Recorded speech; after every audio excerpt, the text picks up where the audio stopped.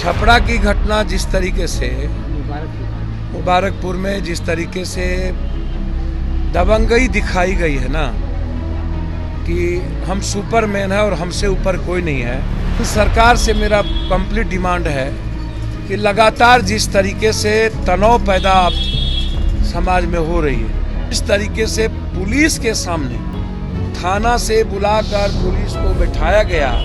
Police बाहर में थी, मुखिया जी बात करते रहे और उसके बाद उनके गुर्गे और उनके बड़े भाई ने जिस तरीके से रॉड से हथौड़े से पीट के मार दिया। नमस्कार, मैं हूं अनुकुल तिवारी और आप लाइव सीरीज देख रहे। देखिए, जाप सुप्रीमो पप्पू यादव सुबह सुबह पाटलिपुत्र रूबन अस्पताल में घुस गए और आप भी जानते हैं कि छपरा सारण में क्या कुछ हुआ। देखिए, लोगों से मिले हैं जो जख्मी हुए हैं, उसके बाद पप्पू यादव किस तरह से गरज रहे हैं वो आप सुनिए। देखिए, जो घटना माझी में घटित हुई कल हमने सोशल मीडिया पर देखा। मैं बार बार कहता हूं कि दबंग अपराधी का न कोई धर्म होता है, न जाति होती है, न माफियाओं का और न पैसे वालों का। ये लोग कानून से ऊपर हैं, संविधान से ऊपर हैं, लोकतंत्र से ऊपर हैं और समाज से ऊपर है, इंसानियत से भी ऊपर है। मुझे कभी कभी लगता है क्या इस बिहार में, देश में गरीब आम आदमी मिडिल क्लास को रहने का अधिकार और जीने का अधिकार अब बचेगा कि नहीं? क्या सब पैसे वाले ही टॉप मोस्ट अपराधी, माफिया, बालू, जमीन, शराब, दादा, 47, 56 नेता, पदाधिकारी, यही 4-5 लोग अब इस कंट्री में रहेंगे?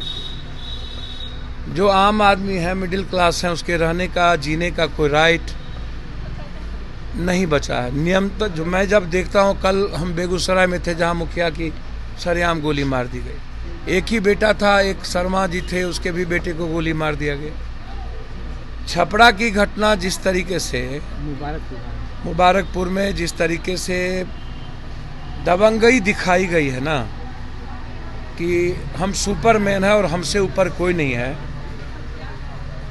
मुझे लगता है कि अविलंब इसकी एसपीडी ट्रायल, पूरे परिवार की कुर्की और सरकार को पूरा इलाज के साथ 20-20 लाख रुपया मुआवजा। एक डेथ कर गए, एक की स्थिति बुरी है।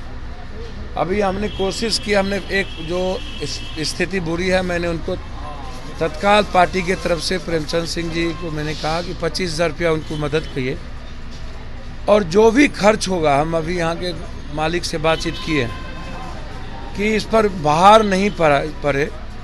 लेकिन सरकार से मेरा कंप्लीट डिमांड है कि लगातार जिस तरीके से तनाव पैदा समाज में हो रही है, मंत्री नेता इन सब के भाषाओं के कारण, तो बीजेपी में हम सब में कोई फर्क नहीं लगता।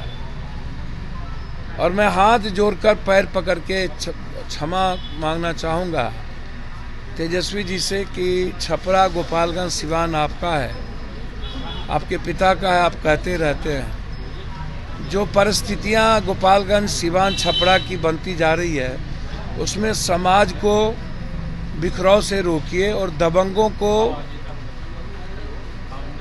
कानून के गिरफ्त में लाइए और आम आदमी की वो बचाने का प्रयास करिए। मुझे लगता है कि जो हालात है, जो परिस्थितियां हैं, उसमें नेता और दोनों सभी लोग मस्त हैं। समाधान आप कर रहे हैं, अच्छी चीज़ है, लगातार समाधान की ओर आप जा रहे हैं।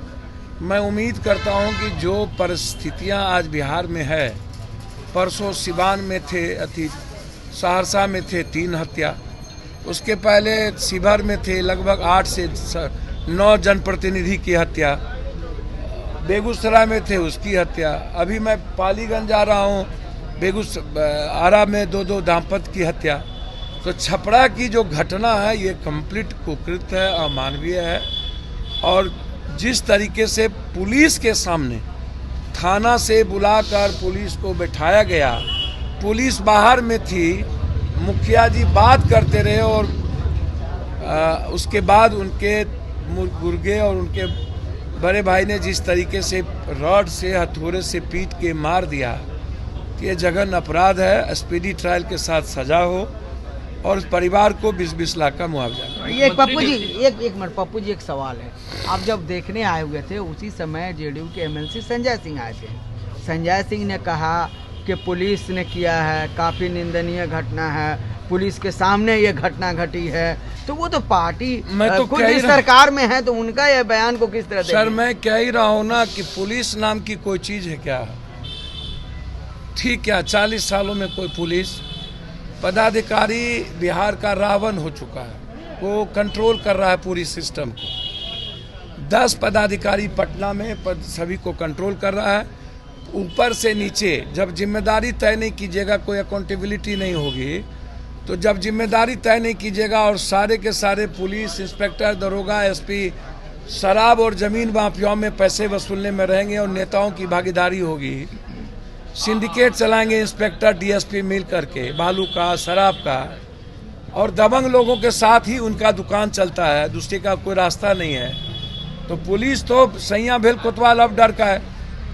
पुलिस हमने दफा जोड़ने के लिए भी पैसा लेता है, दफा निकालने के लिए भी पैसा लेता है। पुलिस को कहीं कोई मतलब नहीं है। सहरसा में आप चले जाइए, सहरसा में किसने मरवाया? सहरसा में सनोज की हत्या हुई, उसमें उमेश दहलान नाम का एक व्यक्ति है, जैसे यहाँ दबंग मुखिया जी हैं विजय यादव, उसके परिवार, उसी तरह वहाँ उमेश दहलान है, एक कौशलेंद्र यादव है जो सबसे बड़ा अपराधी है, और कुछ होटल मालिक हैं। ये लोग जमीन माफिया का काम करते हैं, और उमेश दहलान वहाँ पर अभी तक उसके टेलीफोन की, उसकी सीसीडी की इंक्वायरी नहीं हो रही है। आप हमको बताइए। तो आपने देख लिया कि जाप सुप्रीमो जो हैं वो गरजे हैं, खूब साफ कह रहे हैं कि तेजस्वी यादव, लालू यादव क्या कर रहे हैं। बाहुबली जो हैं, जितने भी अपराधी हैं वो खुलेआम ये सब कर दे रहे हैं, ये हम नहीं सहेंगे। पप्पू यादव अकेला काफी है, सरकार की कोई जरूरत नहीं है। तो क्या कुछ माहौल बना हुआ था वो आपने देख लिया। तो बस लाइव सीरीज के साथ बने रहे, मैं चैनल को सब्सक्राइब करें, फिर को लाइक करें। धन्यवाद।